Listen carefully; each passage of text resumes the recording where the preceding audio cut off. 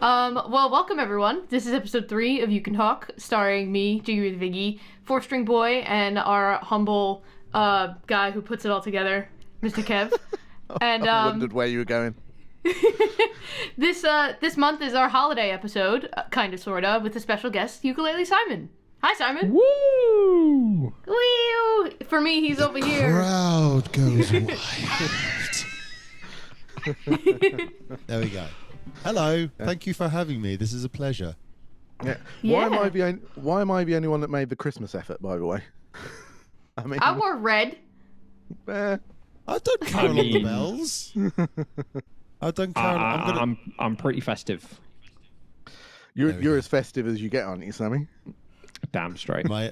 I wore my Christmas jumper yesterday, and it's now in the wash. That's all I can really tell fair you. enough. Fair enough. There we go. But My dog ate boiling, my so the Christmas Christmas sweater. jumper might have to come off. no, But, you know. I'm in the midst of learning the Christmas songs for Christmas gigs.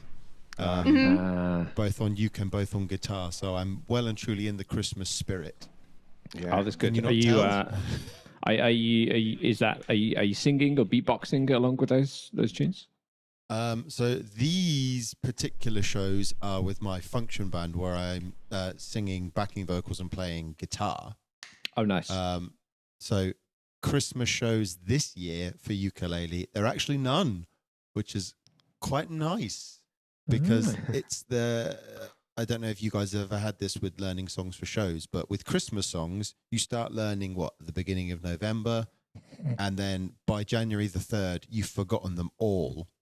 Yeah. And then you come back around. And I think with the pop songs, your Wham and all of those ones that are a little simpler harmonically with the chords, that's okay. But when you get into your ukulele jazz style, which is what I do at Christmas, which is funny because it's nothing like what I do any other time of the year. So your Bing Crosby, your Michael Bublé's, all of your really chordy ones that are all really full of notes. And you're like, this year I'm going to remember it. And every year, nothing. Absolutely nothing. So it's quite nice just to learn a 4-chord wonder for Christmas this year. That's Yep. nice. I find Christmas is the time where jazz music is accepted by the normal people, and it's not like chased out with pitchforks. You know what I mean? People listen to this and they're like, "I love Christmas, shooby doo wop bop doobie doop," and any other time of the year, it's turn this shit off. That's true, isn't it? That It is so It's- true. You just accept put Christmas into. I think if you put Christmas into like deathcore, it would be number 1. That's what I reckon.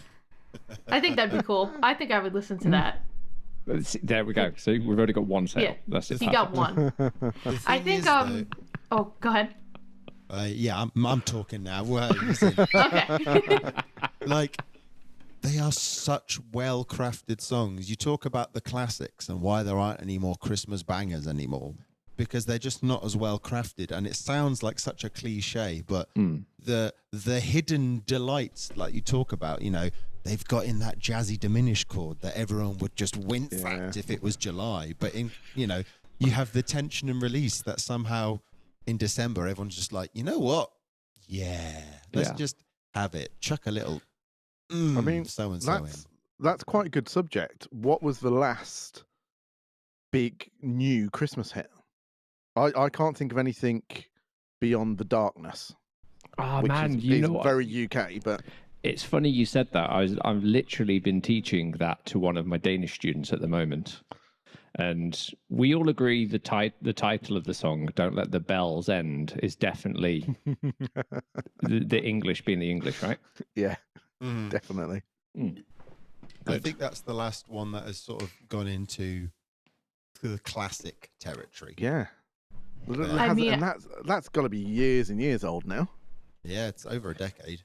Yeah. Yeah. I would argue Mariah Carey's "All I Want for Christmas Is You," because she doesn't even need to put another song out her entire life because she got that one. And it's already number 1 again over here. And I mean, that is huge. I would say that was before The Darkness, I think, but you might not have heard of The Darkness. yeah, I'd have never heard of that in my life, so. No, you need to Not look it sure. up. You need to look them up. Yeah, mate. I think that's going to be a very different kettle of fish if you've never come across them and you're comparing them to the royalty that is Mariah Carey at Christmas. They're going. I had no other frame of reference. The Darkness are a band that kind of got big sometime in the 2000s, I think. Yeah. But they're very think 70s glam rock, so they were all kind of in spandex. Cool. Lots of falsetto. Lots of Wait, do they falsetto, do lots I of Believe in a rocking. Thing Called Love? They do, yeah. Okay. That's them. That's them. All right. I know one. So put You're on board. Jingle Bells on that, and you've got their Christmas hit. I believe in a thing called love with jingle bells. There we go. We might bar 5-4 sorted. The thing I find funny about Mariah Carey at Christmas is she's not content with one Christmas hit. So she's got All I Want for Christmas Is You, and that definitely buys a mansion every year or something. But then she also does that insane version of Santa Claus Is Coming to Town. And I was in the car and it came on. I was just like, one is just not enough for this woman, is it? It's just, and she smashes it out of the park again. And you just think, God, Mariah, why are you so good at Christmas? She has got another song though, which I can't remember the name of, which is basically a rewrite of All I Want for Christmas. It's like the same chords in a slightly different order, the same melody but turned upside down. Oh man! And it's like so obvious, a kind of like, yeah, look, we've made so much money of that. Let's just do the same thing again. Oh, is that her? The hit "All I Want for Easter Is You"? That's the one. That's the one. Yeah. That's this the year's one. coming out. All I Want for Hanukkah. There you go. Yes. Wow, we've just doubled her wealth. Yeah, definitely. God. Yeah, we'll get a cease and desist letter from the label any minute now. It's all good. While we're on Christmas, I am just going to point out all behind. This isn't for us. We've been filming Christmas for the last 2 weeks. It's been. I'm done. It looks insanely Christmassy. I've done. This is now kind of like post Boxing Day for me. And I've had it with Christmas. Yeah. I'm like, can we just take the decorations down and get on with the new year? But it's like every year I say, this year is going to be the year that I record some kind of Christmas EP, because it's so easy. Ukulele covers of Christmas songs, nice and stripped back, nice and jazzy, as you've been saying. And every year it gets to about July, and I'm like, it's too late now. It's not going to happen. You have to do it in the summer. And if you can't. You get to the Christmas season, you're like, oh, I really feel that this and the dead. Yeah, there's no way you can do it. You're right. You have to do it in summer. We need to all talk about this for next year, because the nearest I've ever had to a hit is a Christmas album. Oh, and we only say it's because I earned the most money out of any music I've ever done from this Christmas album. And it's ridiculous. And I did it in 2 days. Oh, wow. I did the whole album, which I think I started on like the last week in November. This was about 5 or 6 years ago. And then it did nothing. Like my dad took a load of copies of it, because I had physical albums back then as well. And he took a load of copies and sold them to like my aunties and uncles and gave me like £100. And I was like, oh, this is brilliant. Did nothing for about 3 years, and then all of a sudden, I didn't look at it. I didn't even look at the sales of it. And about March, after Christmas one year, I went onto Spotify, and there was a load of money in my account, because I use something called TuneCore to put stuff on Spotify. They don't email you when you've got money. They just like, no, we'll keep hold of that until you realise you've got it. And I logged into my account, and it had 4.3 million streams. I wondered where that was going then. I was about to say. Me too. Yeah. Wow, you've really blown it, mate. Yeah, I know. And it was one song, which was Fairy Tale of New York, which is my favourite Christmas song. But because I did this album so kind of like lacklusterly and just kind of threw it together, I didn't play it right. So the melody's wrong and the timing's wrong. But this one song, it got put on a Spotify playlist out of nowhere, and now every year it gets around about 4 million streams. Whoa! So Nice. Christmas. So if anyone wants to do Christmas albums, come and talk to me, and we'll put out Christmas albums next year. That's fine. I'm Next all year, over them. when we're all bopping to Dua Lipa in July, Kev will be like, "Yo, Christmas," and we'll be like, "All right, Christmas. We're on it. Definitely, definitely. Twinkles. Especially with your twinkly harmonics. I think that is now synonymous with Christmas. I know I've been really polluting the atmosphere at the moment. I apologize. My wife tells me every single year, she's like, I would adore a Christmas album of like all just Christmas harmonics and stuff. And every time it's next year I'll get it done. Next year I'll get it done. Next year I'll get it done. The year is 2085. Oh, Well, I'm just saying it's worth it because it's ridiculous. nice. There we go. I mean, yeah. You And can't argue mine's with a the bad figures, can you? version. Yeah. Imagine if you do a good version that's in time and uses the right melodies and stuff like that. Definitely. It's like go crazy. You get, All right. That's my July to-do list then. All the Christmas sparkles. I'll be messaging you. Thank you. 1st of July, I'll just play Jingle Bells endlessly at you. Jingle Bells! Excuse me, that'd be good. Jingle Bells! No. Okay. This is going to sound ridiculous, but I have a crazy urge to play something. I don't know if I'm jumping the gun, but because you talked about like a Christmassy challenge play along thing. We did. We had the challenge of we set Carol of the Bells. Yeah. That was our Christmas challenge. Can I put something together yesterday for it, and I'm so impatient. I just need to get it out right now. Is that okay? Go for Absolutely. Can we do that? Can we fix it in editing? Yeah. Okay, Yeah. so I need to put my headphones back into the looper, so I'm not going to be able to hear you at all. So I'm going to obviously gun for thumbs up and thumbs down that you can hear everything coming through. Oh, so we can that's say cool. whatever we like. That's Brilliant. cool. Yes. I think I Yeah. can give a double thumbs up, and then I get. There Okay. you go. Oh, that's Whoa! Oh, you guys. this guy. Okay, right. So man is unplugging. Man is deaf. So I can hear me, but I can't hear you. Can you hear me? Thumbs up. Can you hear the loopy loop if I make silly noises? La, la, la, la, la, la, la, silly noises. La, la, la, la, la, la, la, silly noise. Okay, cool. This is so much fun. I'm going to have a great time with this. Oh, okay, right. Here we go.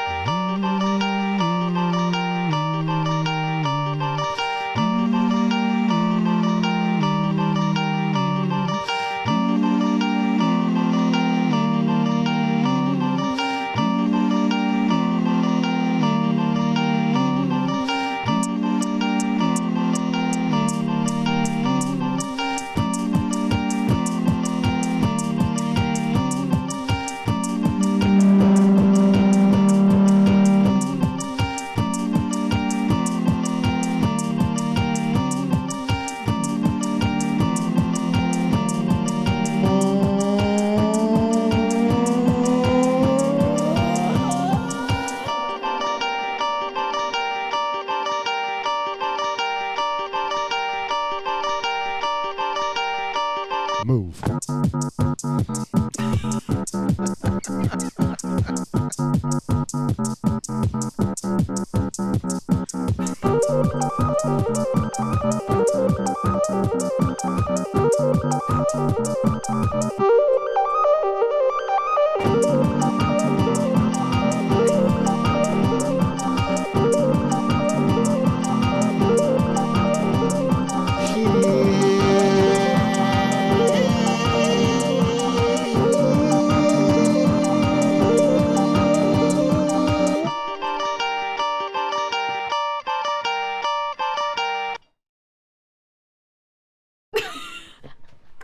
I mean, Oh, so much fun. Man alive. wow. Amazing. Oh that my was fun. god. I Awesome. very much enjoyed that. I've That been was sitting incredible. I'm just like, I need to play this now. Oh, I've still got things on. Whoa!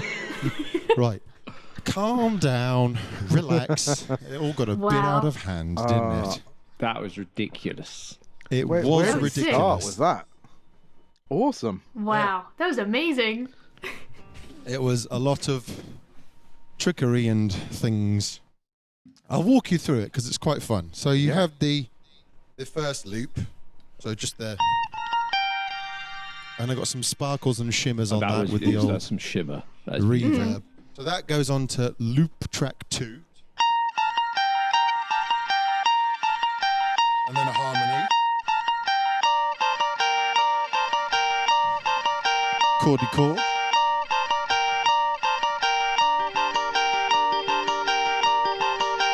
So that's track 2.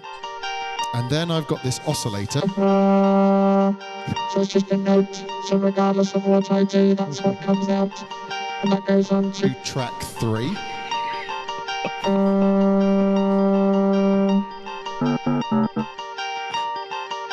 And then what I've got is some track effects. So track 3 has another oscillator on it. I'll walk you through it. So here's the oscillator. And then I put another oscillator on it to get that fun stuff. Chorus. wobble. A slicer. And then modulation. And that's that. And then you got the drum sounds. So hi-hat. Open hi-hat. Bass. Whoa.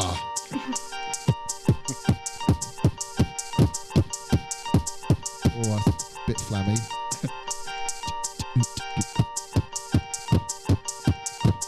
That's it.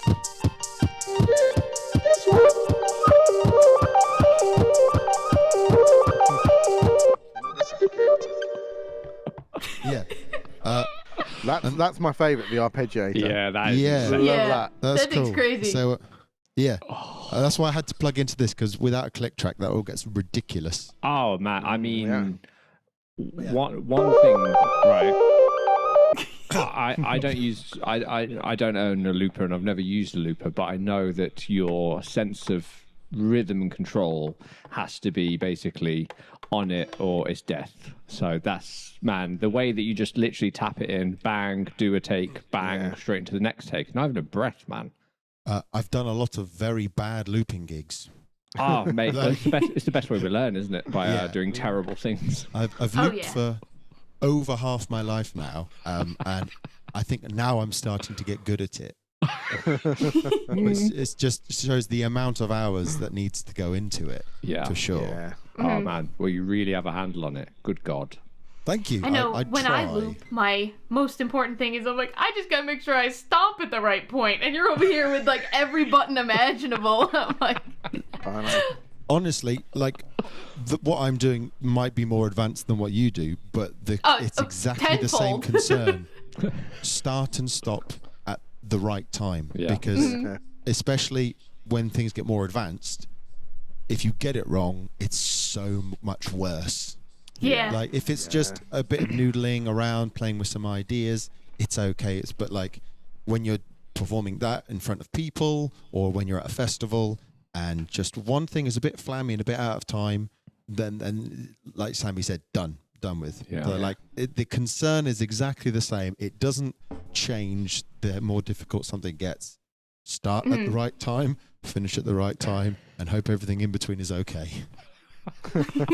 I think having the balls to do it live as well is like I looped God, yes. once I looped live at a gig and it went so horrendously wrong that I stopped the loop about a quarter of the way through the song that we were doing and just went without it, and that was like, no, I'm never doing that again, never doing that again. I just the last festival I played this year was the Bracklesham Weekender in Eastbourne in the UK. Pick up Eastbourne. Yeah, I did this Saturday night headline slot, and in the middle of a song, accidentally completely deleted a loop, and I didn't mean to. So I just had to be like, sorry, we just need to pause, re-record it. This was 3/4 of the way through the song. I shouldn't have said sorry. If you just carry on, no one will notice. Yeah. But no one cared, thankfully. Yeah. No. But yeah, it was Seven Nation Army as well, and I deleted the bass. So you know the most Oh, no. dun, dun, dun, and just disappeared. Because when you get all excited and you press a button too quickly, done. forever. Luckily, the British public know that chant more than anything, mate. So they would have had you back. That was funny. So, no one sort of ever told me to stop, which is why we are here doing this now and spending far too much time and money on silly gizmos. But the same happens with my live sets. So, it's been my self-appointed challenge this year in the festivals I've played to see how far I can push the mold, and I think I reached the limit for the first time ever. So it was Eastbourne again, and in the UK, the people that attend ukulele festivals tend to be a bit older, and whilst they're open and accepting to everyone, there is, I now know, a limit to what they'll enjoy, and that is House of Pain Jump Around. So I'll give you some context. In Galway earlier this year, I played Jump Around. Jump up and get down, everybody jump. Everyone's out of the seats and they're bouncing and everyone's having a great time. And exactly that was supposed to happen in Eastbourne, and it was just met with a, this is very nice, but I'm just going to wait for this song to finish now. And then, at the end of the song, I was like, I could tell, like, this person kind of was enjoying it. This person is humoring me and is like, okay, that was very nice, but let's have something else now. Yeah, it's very nice, but please stop. Yeah, pretty much. So yeah, that was. I think that was the limit I got with the. I should stop now. This is the line. We have crossed it finally. Yeah, but I mean, when I think of you and I think of the music that you do, I do associate you with like house and trance and dance and all the 90s bangers and stuff like that. So I think it's pretty much the fact that you're not going to go out there and you're not going to play George Formby or stuff like that. You're going to play Alice DJ. That's what you're going to do.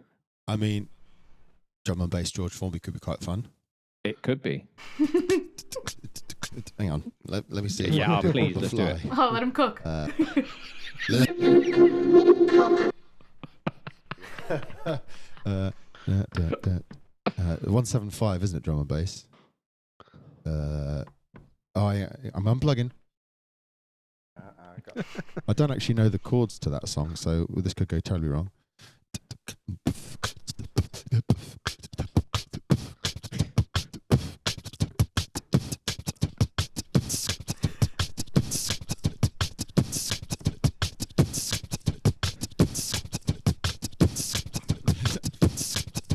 No, I go cleaning windows to it and on this.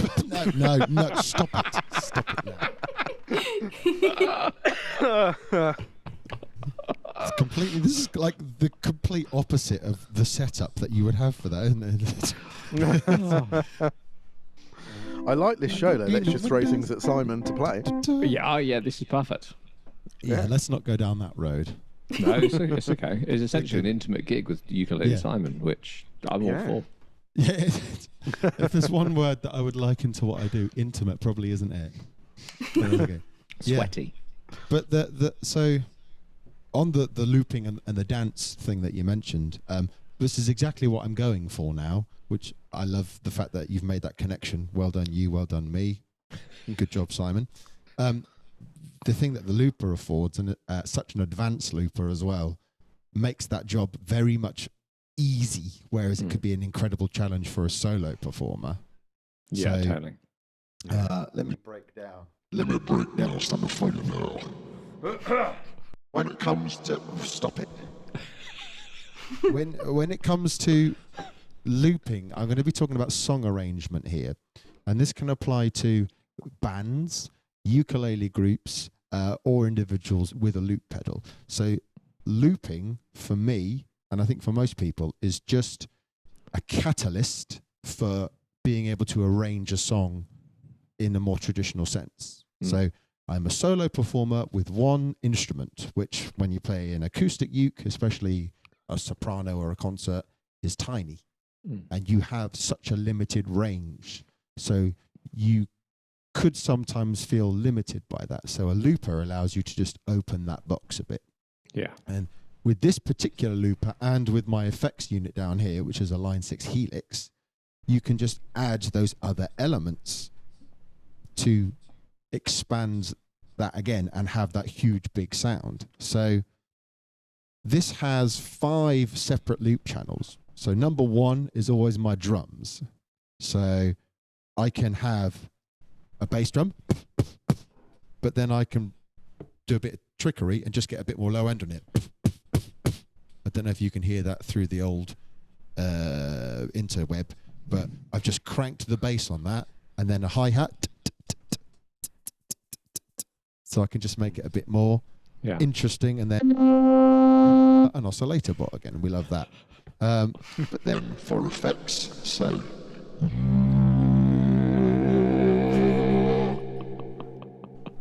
there, I've got it's called electric, which makes me sound like a robot. Yeah. I've got chorus. Hello, chorus, chorus. Reverb, distortion, and all 4 of them together make me sound like some kind of Tibetan monk.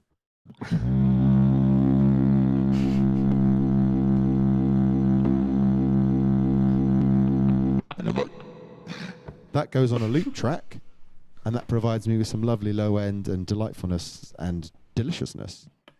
And then you suddenly start to incorporate the uke into it, and then I've got a bit of bass.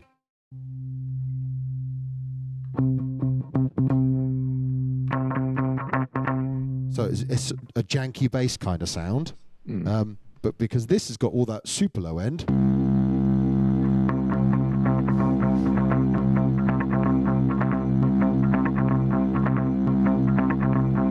So and now we start to fill in all those frequencies that you can't really get. But then that continues on.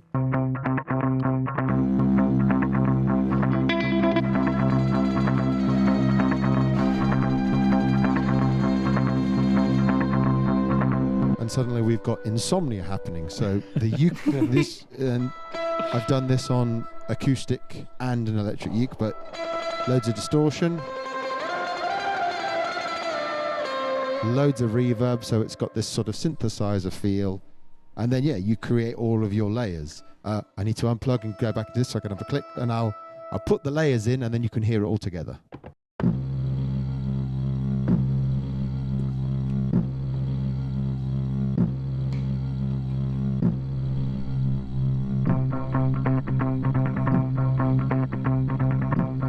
Flammy, do that again, Simon. Come on.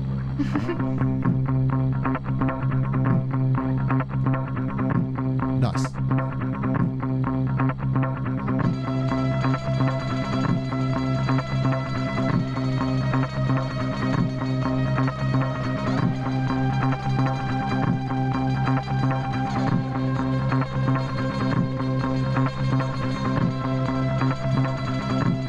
Drums.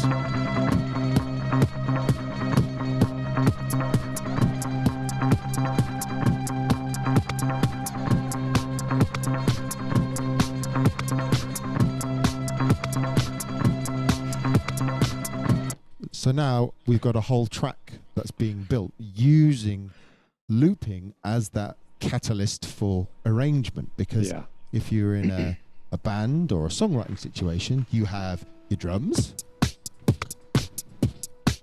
you've got your low end, your bass,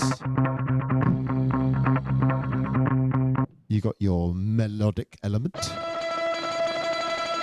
And then, I mean, this low end, but it's also sort of like a synthy pad in the background.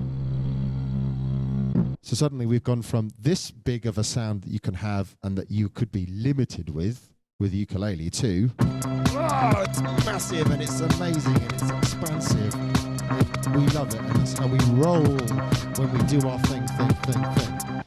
And that's what I do. And the thing I really love about the dance music and the house and the trance is that it is so cut and paste. This is the drums, and they do this, and this is the bass, and it does this, and it's all very loopy. And exploring that and really pushing those boundaries and seeing how many people I can get to. Like, my next goal for next year is to get a mosh pit at a ukulele festival. That's what I want to do. Right, so I'm going to leave that there for a minute, and I'm going to plug back in so I can actually hear you. Woo-hoo. I hope that made sense, and there was a bit of a vision into my brain. Oh yeah, man. But definitely, go back to what you say, Viggy. It just goes down to play it in time, play it on the one, and hope for the best. Yeah. And then I mean, you've kind of made me never want to try looping again because you're so good at it. yeah, don't do I'm it. just It's- like, yeah, it's all right. just like, yeah, just leave it to Simon. It's not worth Don't it. go near it. It's Yeah. honestly not worth. No. Like anything, you have to do a lot of practice. You know, you don't get to James Hill levels of virtuosity and what that man can do with his left hand alone without a hell of a lot of time sitting at the instrument. And with anything, you know, whether it's drums, guitar, bass, looping, like as a ukulele player, I don't actually think I'm that good. My skills lie in this. I just use the ukulele as a vessel for my creative ship to sail upon into the night. But yeah, just time, practice, time, and passion. Okay, I'm going to have a swig of water and actually share the limelight here. It's all going to my head. I feel like a rock star, it's baby. Awesome. It's cool. It's awesome. And the only man that can put ukulele in front of my name and still seem cool.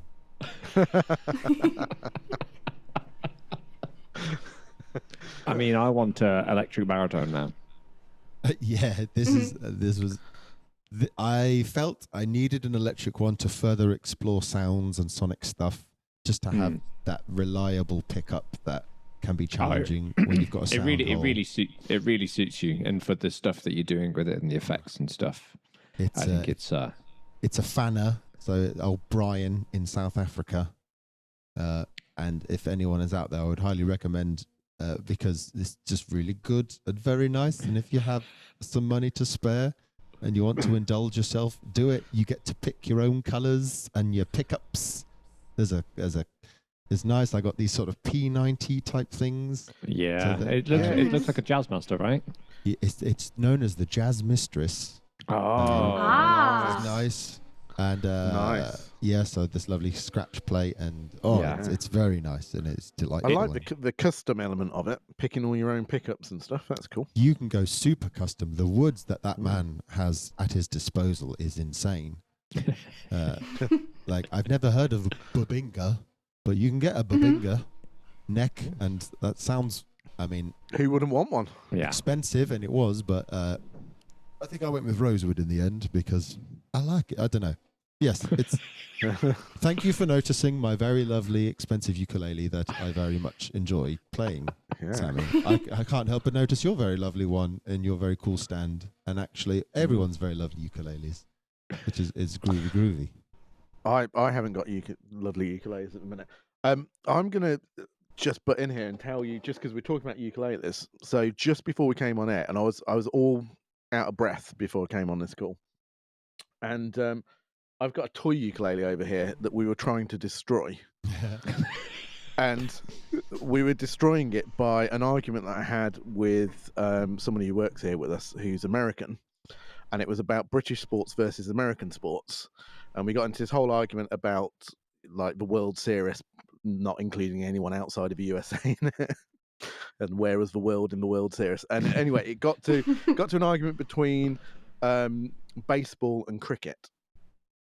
And I was saying kind of like there's no other sport in the world that involves sandwiches and cake like cricket does.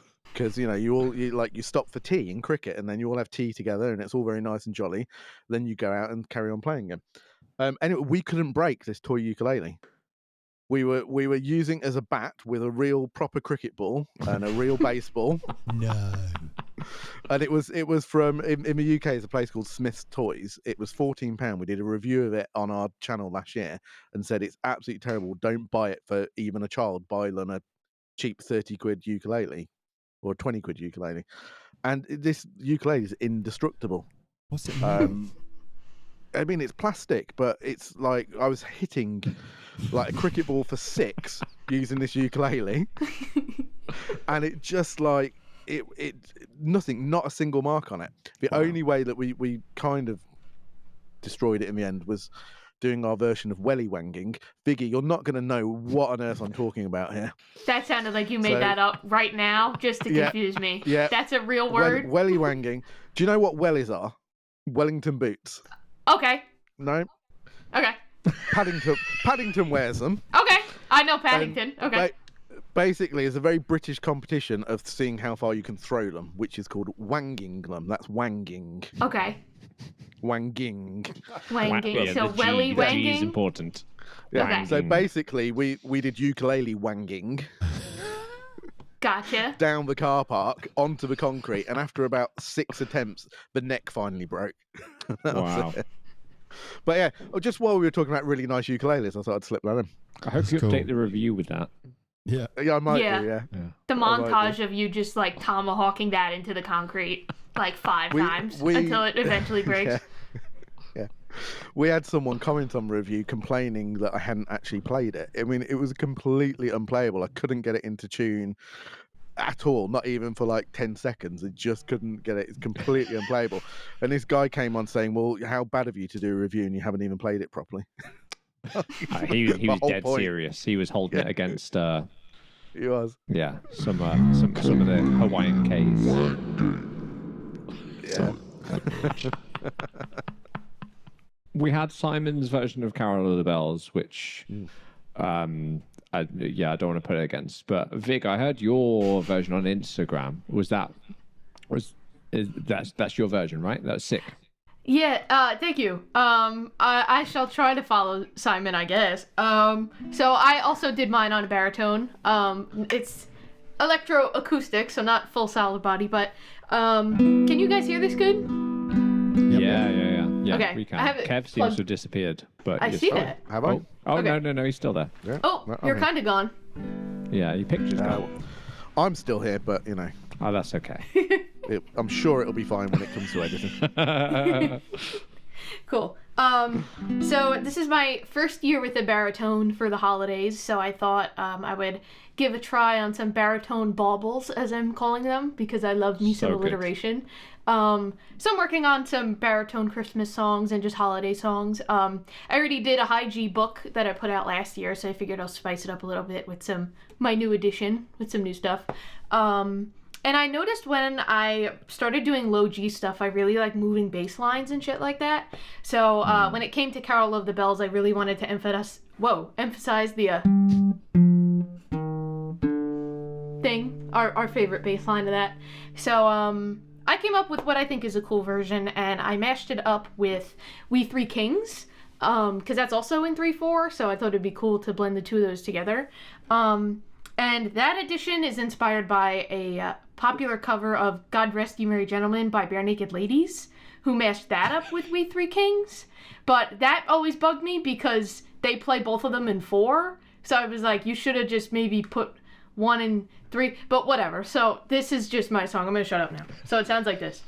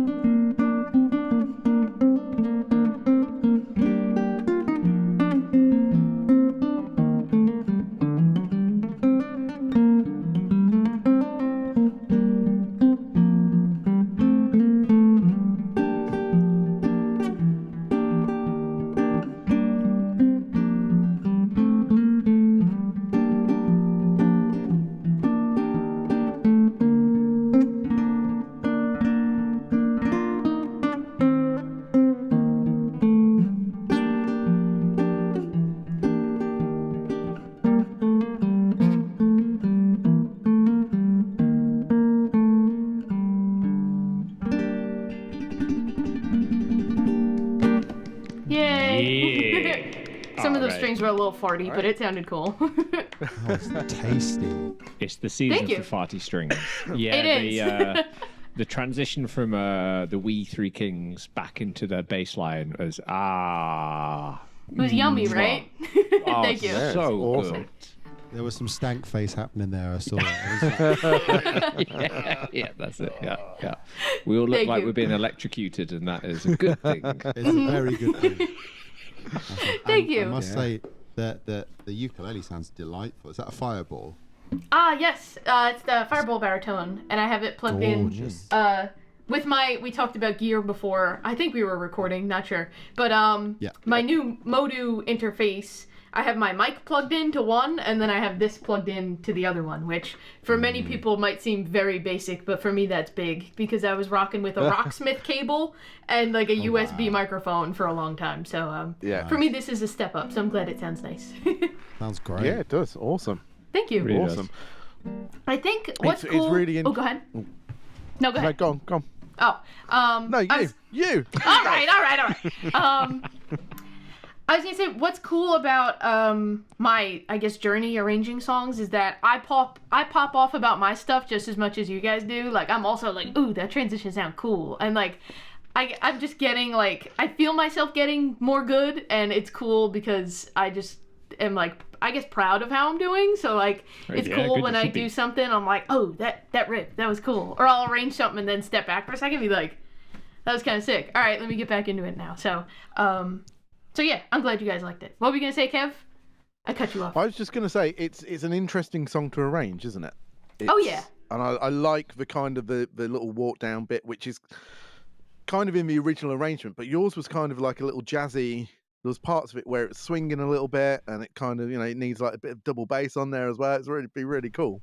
Thank you. It was that kind of, it was almost like a little jazzy waltz, which I liked. hmm It's awesome. One thing. I think what you touched on. Oh no, sorry. My computer has a slight delay, so I don't want to feel like I'm talking over everybody. Go ahead.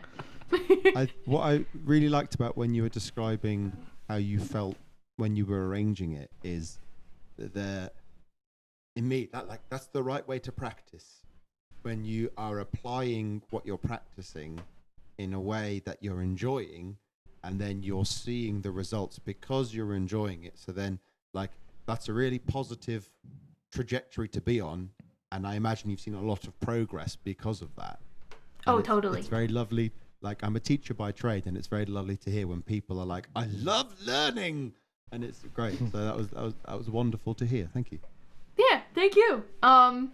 Yeah, I feel like I teach myself things every day when I'm arranging new stuff, and I'm learning from my students just as much as they're learning from me. So I just really appreciate music as like a disciplinary thing, and then also as just like a learning experience overall.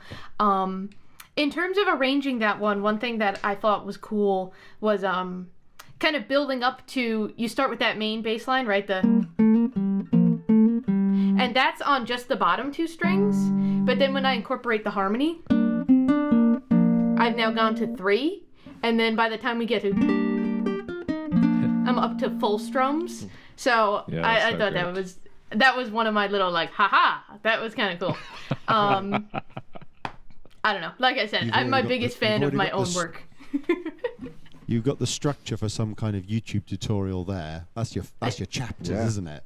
You start with I the think bottom so. 2, then you go to 3, then you go to 4, and then you've learned it. Pow, pow, pow. Yeah.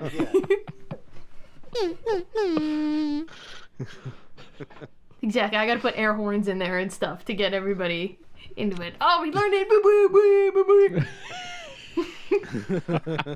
boo, boo. I think since I think Kev, you play baritone often? Play is a strong word. Okay. Well, I do. In our band, I quite often play baritone, cool. but I get confused by what I'm playing. So it's kind of like once I play baritone for a song and then I have to swap to something else. I don't know what chords are anymore. Yeah. I Right. can't swap between them anymore. It does my head in. I wanted to ask if you guys approach baritone arrangements, solo arrangements, I guess, a little differently than you would like a high G or a low G. Because I know for me, I don't necessarily like I strummed a little in this one, but I would consider that more finger picky than, for example, right now I'm working on an arrangement of Silly Love Songs on high G, and that is like all strumming. Like, and usually my chord melody stuff on a high G is more strum based. So I'm curious if with either the lower octave, if you choose to kind of finger pick it more, or do you find that your style kind of stays fluent no matter what tuning or instrument you're playing? I guess that's a question for the room. I'll tell you what, I'm going to start because I think I'm different certainly to you and Sammy in that, and people are going to hate me for this because we kind of touched on it in a previous episode, but when I use the baritone, I do very much go into guitar mode. Mm-hmm. And it's kind of one of my reasons for using the baritone. But when I'm soloing, it tends to be like a guitar solo. And I'm like, oh, this is so easy because I've got the top 4 strings of the guitar. Right. And in the ukulele world, that's an unpopular view to kind of take of the instrument. But it works. And it's kind of like, but yeah, I very much do switch and go like, that's my guitar G chord. Even to the point that when I'm working out chords, I almost finger the guitar chords and have imaginary bottom 2 strings. Yeah, right, like your C is like this. And then I can kind of work out what I'm doing, which like I say is quite unpopular, but that's how I look at it. Mm-hmm. And I find it easier to do that than to try and think of ukulele chords and ukulele and do transpositions and things like that. I'm just like, oh no, it's a G and I've got 2 imaginary strings there. Yeah, I mean, that's my take on it. I do exactly the same when I'm thinking of baritone chords. I have to think of the guitar chords as well. As much as it should be, I can convert it in my brain. It just still doesn't work like that. So it's, whenever I do chords, I am imagining guitar chords. Yeah. I think... Oh, I'm pleased I'm not on my own then. No, mate, don't worry. We'll be cancelled by the end of the day. I'll add a third. I do that as well. Oh, awesome. But this makes me think of, I don't know, a solution, but again, thinking about the instrument as a medium and thinking about the composition. So in that context we're just talking, the composition was limited by the type of instrument. Is it a low G? Is it a baritone? Is it a high G? So when you approach another piece, approach it from a technique point of view. So for example, in the very rare occasions where I've done something fingerstyle-y, I did one with a high G, but I focused on using claw hammer as the vessel for the composition. So the composition, it didn't actually really matter the instrument size, whether it's soprano or concert, it had a high G because that tends to work with claw hammer, but the actual focus was developing that claw hammer thing and that being what this composition was about. And then the composition is then informed by that. So then, regardless if you're in guitar mode or you're thinking, well, I've got the bass, so I need to use the bass, or I'm generally strummy, I'm generally quite finger picky, pick a limitation for the arrangement and see where that leads you. Because, so I remember years ago, in the good old days of Instagram before Reels, I did a collaboration with Chris, what's his face, Tin Man, Jazzy. Oh yeah, Mr. David Shannon. That's David the one. Shannon, yeah. And he did a Campolina composition of Old Town Road. And if you scroll endlessly through our feeds, you'll find it. He did half and I did half. So the Campolina style is obviously not going in a linear style across the neck. If you've got a high G, ukulele, come on. Assuming you all are familiar with Campolina and all that kind of thing. But so but in my brain is Campanella. Am I wrong here? I don't know. There we go. So it's like Aquila. So instead of going, you go like, you go, something like that. I can't do it very well. So instead of sort of going in a linear fashion up the string, you incorporate that low G. You could probably demonstrate it much better now thinking about it, Sammy. So perform, monkey, perform. Go! Play! Here's treats! That informed that arrangement of that song. And it was very jazzy and very delightful and very fun to work with because we took it away from what it was Now, without thinking, play Old Town Road and a camper style. I don't know it. But yeah, I mean, I think I naturally play Campanella because I want, especially for harmonics, because like I want the open string to ring out. So I'm always constantly looking, and it's like, for example, lots of times for your E minor, I will play, rather than playing your Staircase of Sadness, I will keep the E string open so I can that E string can basically ring out rather than then you can move to that, and same with the G. I'd never ever play a G there. I'm always playing it there. So if I want to play the F sharp to G, and you can have that basically little clash of the chords coming together for that. And actually for Carol of the Bells, there is that little run like that. And that is kind of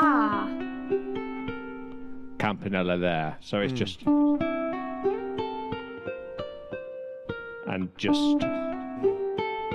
get all those notes to kind of ring out. But so that kind of summarizes the point very nicely as the thing, your signature style of the Twinkly Twinkle Delightful Harmonics. Yeah. Most likely informs a lot of your arrangements and your tuning choices. 1,000%. Yeah. So I set you a challenge now for your next one to like do an arrangement of something using a completely different technique that is completely foreign to you. So whether that's, you know, again, you play lots of instruments. I mean, how are you at clawhammer? I've never tried it. Clawhammer it is. There you go. I think I can't because my thumb can't touch strings. Excuses. You could do. No, try it. No, because like with the banjo player, they've got a thumb pick. I'm not taking that. Yeah, you could clawhammer. You could do it. Mm-hmm. Yeah. It's that kind. I know that side of it, but I don't know the thumb side of it. Yeah. So I think that could be a really interesting challenge. Oh you shit. know. And then, you know, and Viggy, something similar with you, you know, so you're discovering the world of a baritone. So approach the baritone without thinking of what the bass is going to be doing because you have that range. Right. You know, what would happen if you had a composition where all of the bass was somehow ascending? So you actually had to move up the net and you were limiting, like, yeah, all crazy things that in the practice room will sound god awful, but then you might come up with something delightful that, you know. But as a learning experience or something, oh God, the teacher in me is coming out again, isn't it? But yeah, what were you talking about? I got no idea. It's fine. But no, I like the idea of the limitation of the. You're right. It's I try and think of the limitation of the piece rather than the instrument. And so that is kind of like same with the baritone. Sometimes I'll strum it, sometimes I'll fingerstyle. It depends what element of the piece I want to make it sing, and that's my deciding factor anyway, rather than going between. So for all you budding ukulelists out there, impose a limitation on yourself in the creation period, and see what happens there, because that's where the challenge and the magic lies. That's true. Sometimes I'm taking over. This is now my podcast. No, I like it. I like it. Right. You guys. I like it. It's kind of do the opposite of what you're good at. Yeah. Almost. Yeah. Yeah. Which for me is a lot. For me is I'll just play the ukulele. It's all good.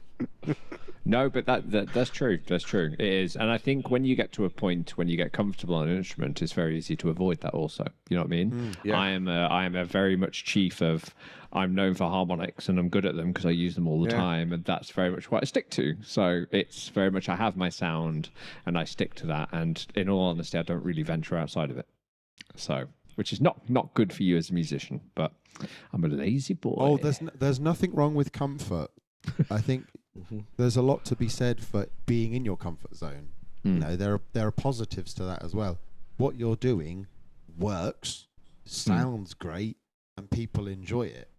If you like the fact that people enjoy it, great. But even if not, if you're happy with that, go for it. And when you want to try something new, that's up to you. There's nothing wrong with that at all. I see this in a lot of workshops at festivals, giving people the option. So I do one called Breaking Out of the Island Strum, because who doesn't love the island strum? Nice. Right? That's we all come across it. It's our all of us is our go-to. And in the workshop, I'm like, there's nothing wrong with the island strum. And if you leave after this workshop still only doing the island strum, that's fine. But I've given you some stuff to think about if you want to go there. Never, ever say joy is a bad thing. Whoa! I like that. That was like that the rest of the perfect was timing. never, ever say that joy is a bad thing. Be proud of yourself and who you are. Only you decide what is joyous. Stop it. Right, if you don't have a cult following in Eastbourne by next year, mate, you're not doing it right. Yeah. My God. I'm having a great time. I'm really enjoying this. Thank you very much. Right, Sammy, you've got a ukulele in hand. So go on, do some twinkle twinkle ding dong caroly bell diddles. I do. Twinkles. I do. The thing I totally wrote out. I've got a nice cover written that I will be released next week, but practicing it today has not been a thing. The fun thing about arranging this song was that I have a song called Fog from my album, and it's all in G minor, and like one of the biggest he's things. always on the promo, isn't he? Always, I know. on the Never promo. shuts up. Never You shuts gotta up. respect my the album grind. out now. Yeah. You gotta Shut up, respect this the is- grind.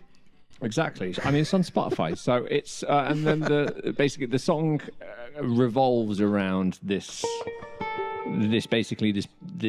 little plug.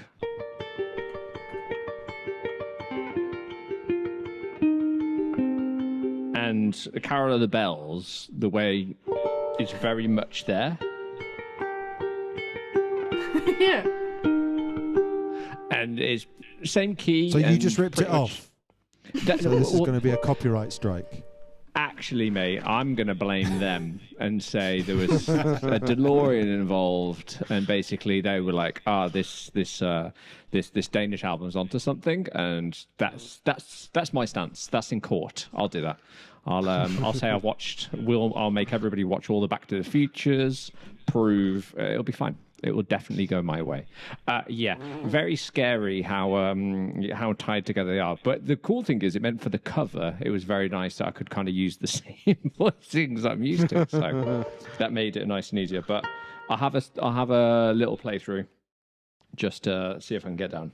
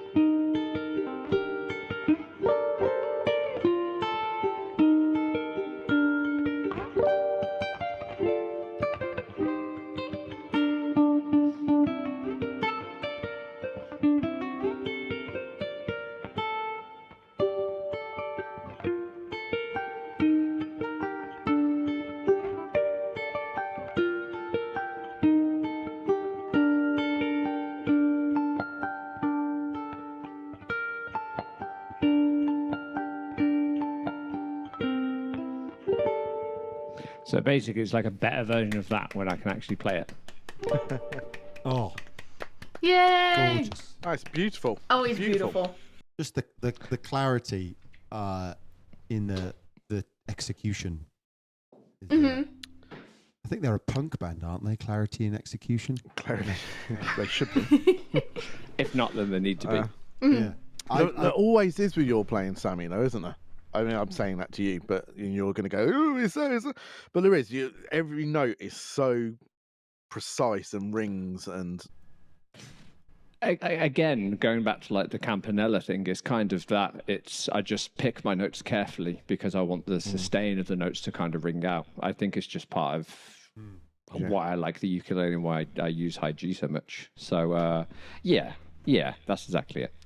Does your That's awesome. string choice, do you think, impact that? Because obviously you got your custom model, so you know, I imagine your wood choice has an effect on that. But how heavily do your strings? Because for me, my harmonics are not that clear, and part of that is technique, and I think part of that for me is strings. But I'd be curious to hear Massively. Yeah, because you use strings, don't you?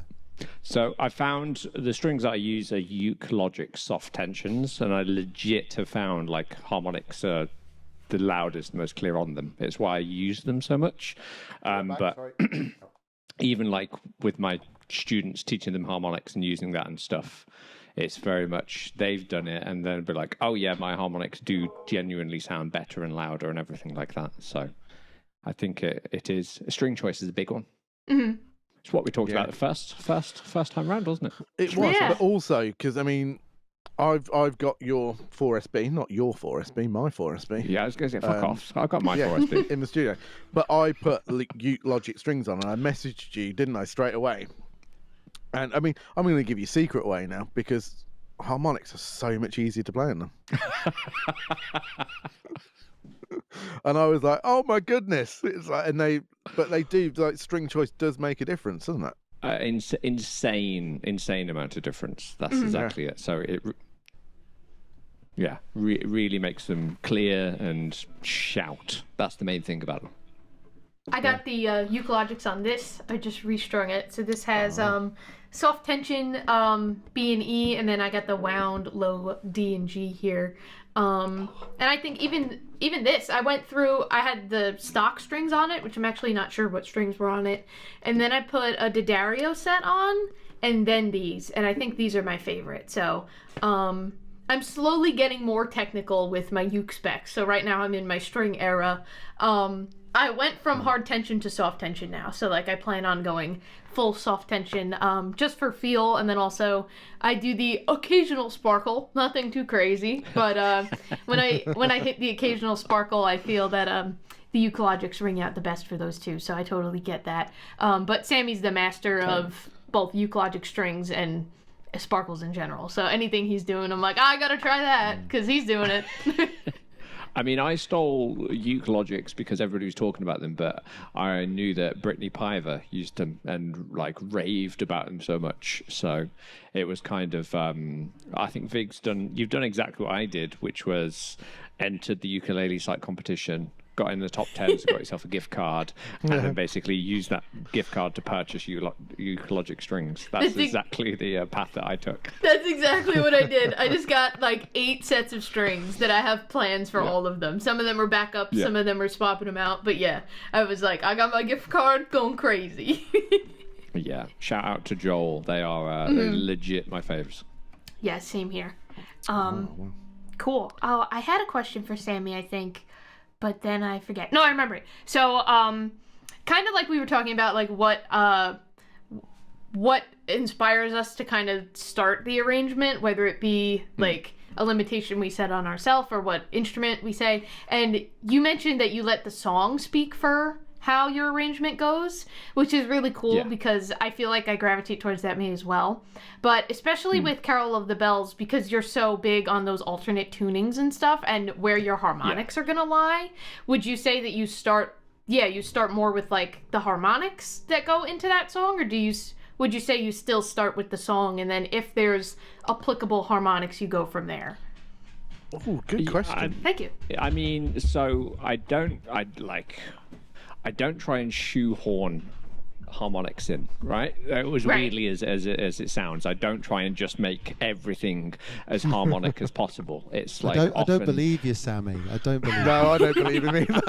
That's complete lies. Come on. It is the main kind of. Hold on, let me plug in again for a second. Yeah, I've only played 25 harmonics in this piece. I need 30. No, yeah. it's weirdly a convenience thing for me. So it's and often it's all to do with the voicing of the ukulele again, right? Because the harmonics are an octave higher, so it kind of adds it. So, for example, I was kind of working on a cover of Zombie by the Cranberries, right? And that's 4 chords and everything. But when I'm thinking of the layers that happen in the song, you have the chords. And then, for example, in the main chorus, you have this guitar picking part that's going on over the top of it. And so, for example, for me, I want that to stick out. And so it's that's it. But for me, that doesn't stick out. So I will play them as harmonics instead, just to put them over the top of it. And then, for example, for the vocal melody, it's E, D, B there. But in order to play that with an E minor chord... Oh, hello. You could do that, but all the harmonics are kind of available. What was my first E?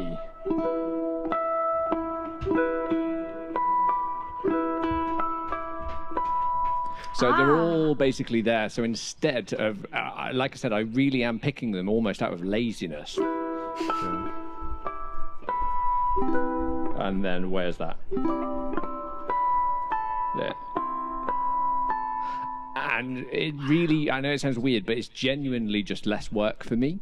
And often because the notes of the melody are always hidden within the chords. So that means that generally whatever my left hand is doing, I can probably pick the harmonic out, or if it's a 5th higher, I can use the 7th fret, etc. So it is just genuinely laziness, honestly. It's because I can get to the note without having to move from my left hand position, and that's why I like using them so much. It means I can play octaves higher without, almost like using a pedal. Like I can just tap it and it does that instead, rather than me having to go all the way over the fretboard. I guess also it's your sound, isn't it? But that's what I wanted to know. Do you see that as your sound, or is it just a byproduct of, I mean, you just said your laziness, but I think it's your sound, and I think it's like you I mean, yeah, it's a difficult one because, you know, there are so many people who I take influence from who utilize harmonics like so much, and mainly in the guitar world, but obviously it has been utilized on ukulele as well. But yeah, I guess I just enjoy the sound of them. So I do genuinely want to like include them in things when I'm doing it, because I do think it adds just that magical sound to it. So yeah, I guess so. There was a point where I felt when I was first playing ground on harmonics and I was getting used to them, and then I took a break from them, and then I almost like as weird as that, missed the sound of it, because I thought I was going too heavy on them, and so I went back into it again. But yeah, it's weirdly creating an angle for me, which has worked to my favor, I think. So I'd be interested to see you then, because from what you explain, you know, it's part of you being lazy, but also you do it led by the song. I'd like to see you do an arrangement then where you put harmonics in everywhere, and you do it, and you completely indulge in the harmonics, and you go far too much, too many harmonics. I can't even English it. That would be interesting then. If your use of harmonics is tasteful, which I think it is, then use them distastefully. Have something that's pure harmonics. Distasteful harmonics. I love it. Or like with just one note that isn't a harmonic. So everything is harmonics apart from one note in there. It's kind of how I was playing around with the, I guess, the Silent Night cover. That was the closest one I think that's got almost been absolutely pure harmonics.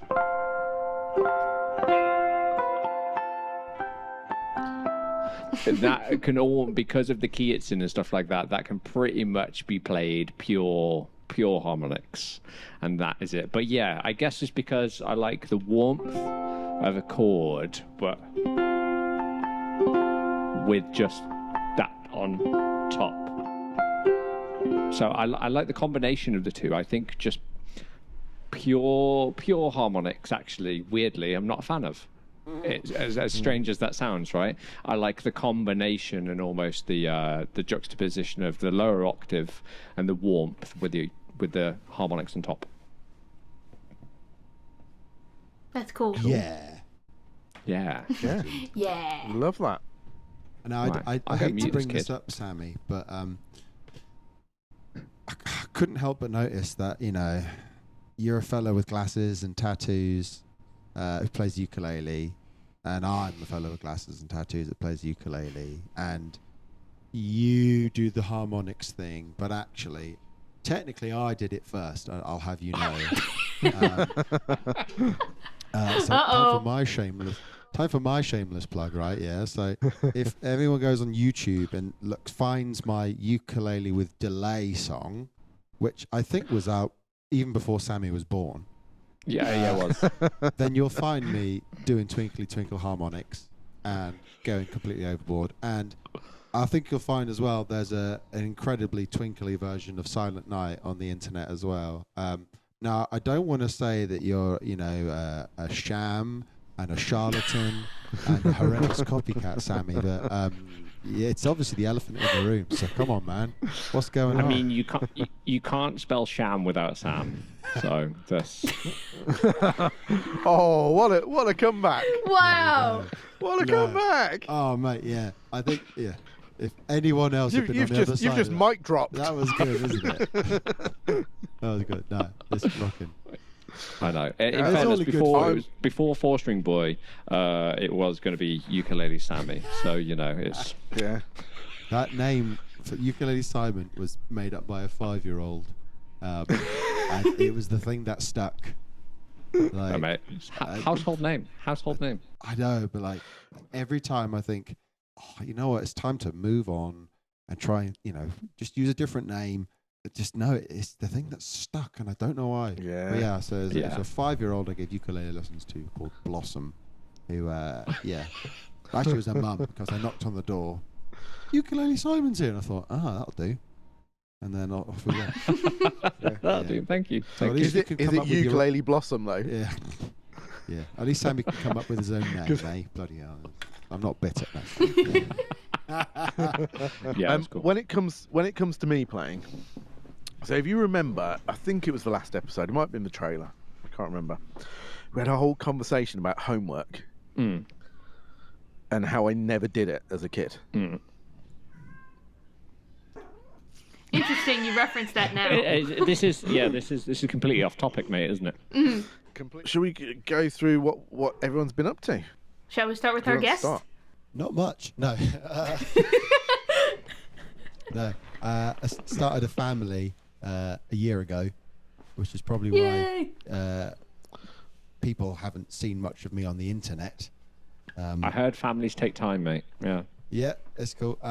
But I've been doing a lot of gigging and sort of going back to the more old school thing. So I've been talking to a lot more people face to face at festivals. And I found that really beneficial. I did the social media thing very intensely for a long time, and I'm sure I'll come back to it at some point in the future. But having that distance from engagement on social media and then focusing on engaging with people at festivals, for me, has been really beneficial and helped me craft and find what I want to do musically. So I haven't been up to much. However, next year, already on the festival front, is looking very delicious and busy. What has been announced that I can talk about? Winchester in the UK. Oh, banging. It's got a cracking lineup. And then I don't think I can talk about any of the other. Oh, no, the Isle of Wight, Brackbush and Weekender in March. That'll be good. So yeah, Nice. lots of festivals on the books. Hoping to see many people on the road. And I want to get a mosh pit started at a ukulele festival. I've had a rave. I've had a stage invasion. I want a mosh pit. Yeah. Well, I think Anarchy and the Ukulele are playing at a bunch of the same festivals as you, so Mate. we'll start your mosh pit definitely. Oh, yeah, I will take that as a promise. It'll be a oh yeah, don't worry. That's all good. If I tell the rest of them, they'll be on it. I mean, I won't be obviously, but you know. But yeah, The rest of them, so they'll you be- know, yeah. living a bit more of a reclusive kind of life. I had a job change for my day job, So I work from home a lot now, so it's just been chilling with my family really, and enjoying that side of things, and being able to explore creativity in whatever time I do have, and be on social media as a punter. I've never actually had social media without being a creator before. And in the past 6 months, it's been really nice to just be like, oh, I just get to scroll through and like things and see what's going on without feeling the pressure of posting, which has been quite delightful and Sick. very time consuming.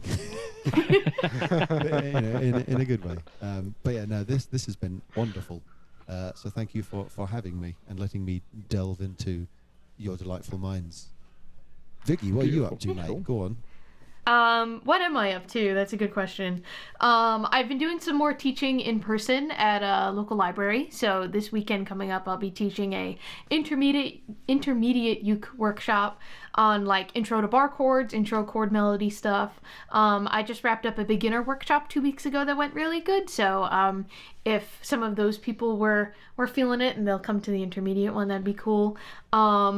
So I have that going. By the time this is out, I will have officially switched over to Patreon from my Buy Me a Coffee page, which is kind of big.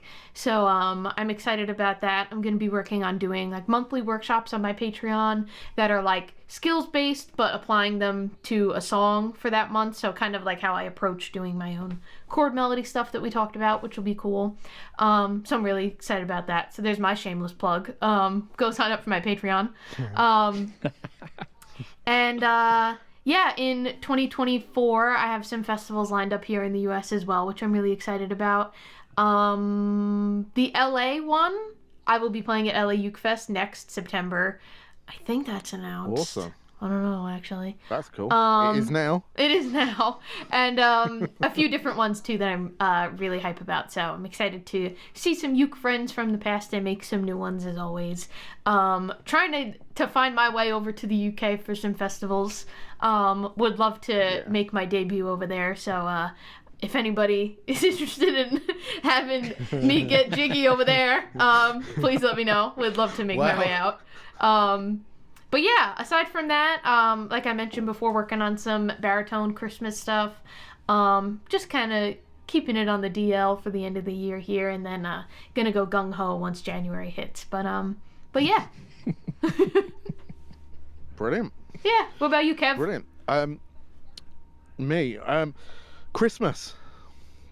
I've just been doing Christmas for 2 weeks. It's been horrendous. We on our channel we did last year, we did an advent calendar where we put out a video every day. Oh wow. Up until the 24th, and it nearly killed me. And there was one video at the end where we were supposed to have something else, and I can't remember what happened, and we couldn't do it, and I came in and I was ill because it had been so tiring, and I think I played Jingle Bells. I just sat and played Jingle Bells very miserably and went, I'm really ill, so I'm really sorry, this is all I've got today. That video went out.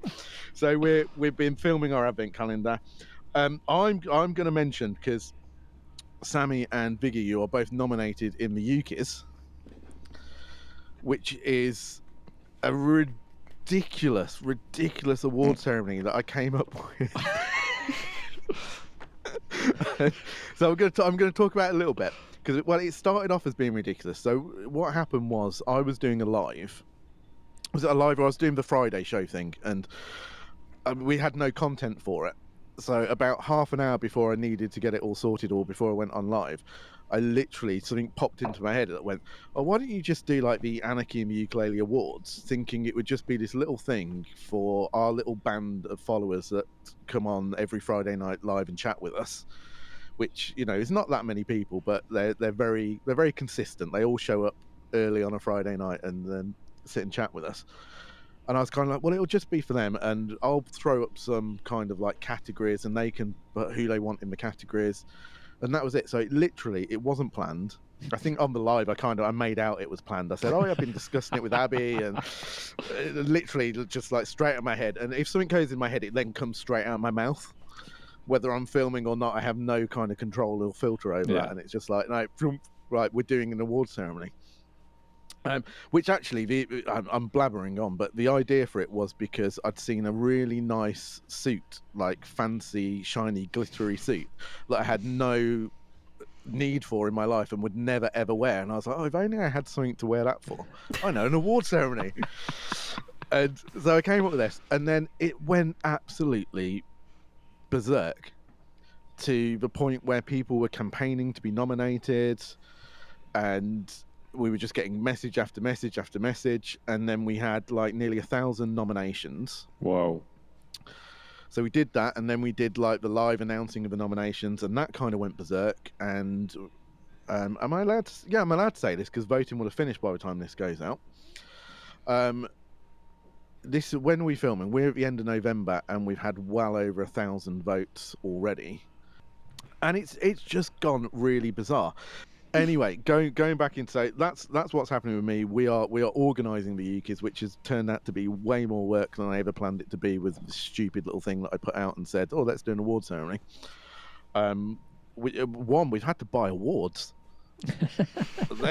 they're more expensive than I thought they were, so they're worth winning. And I wasn't expecting that, but no. So Viggy, you are nominated in Newcomer of the Year. Yeah, best up and coming uke player, which something like that. Yeah, not yes, up and coming, entirely sure I fit the bill, but I am happy to be here, I will say. No, nobody fitted the bill in best up and coming ukulele player because nobody knew any up and coming ukulele players. So that was a bit of a strange category. And I was kind of like, oh, I really hope it doesn't offend anybody. But then, and again, I mean, I can say this now because the voting's all happened, everything else. But I believe you nominated yourself. To be fair, category. I did write myself for every category. Yeah. So I was like, that's okay. Viggy can't be offended. And I was like, that is fair. I did write me for everything. Like all the other nominations to put you in there, so it was all fair and square and everything was above board. But I was like, Viggy can't be offended because she nominated herself. So I was like, winner, because I was a bit worried about other people that had been nominated. I was like, oh no. And Sammy, you're nominated in every category, aren't you? He is truly nominated in every category. there is an embarrassing amount. Yes. Yeah. But you're in a few categories. Yeah. I'd say you need to put up a new shelf in your studio pretty soon, Sammy. I mean, in a weird quinky-dink of events, the Ukis take place on my birthday, so that's when you're doing the live stream. So it's a fix. It's all a fix. I tells you now. Yeah, that's it. Yeah, the good thing is I can attend, and everyone will think it'll be you, so that's fine.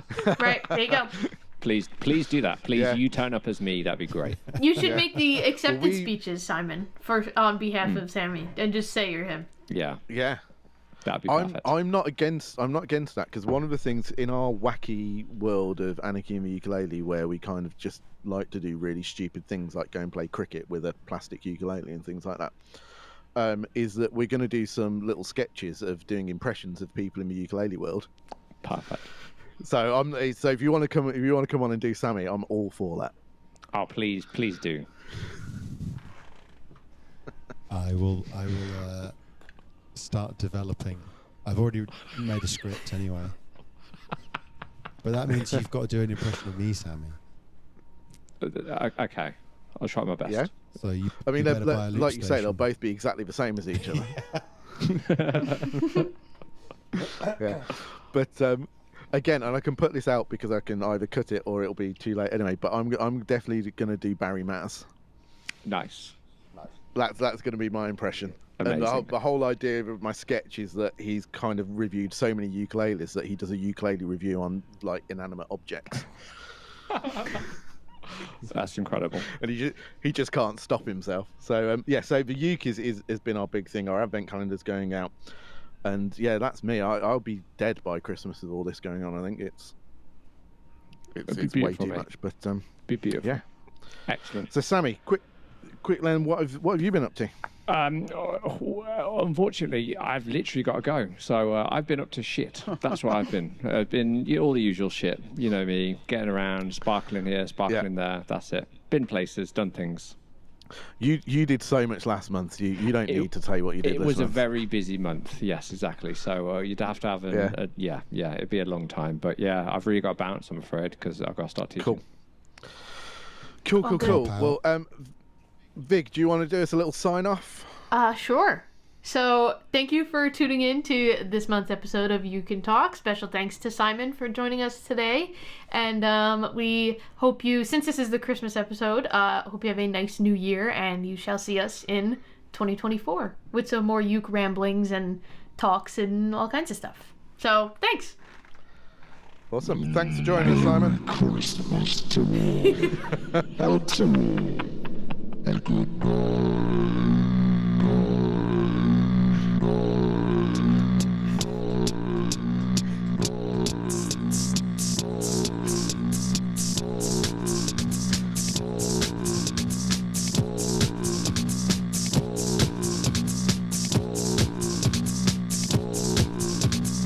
Stop it.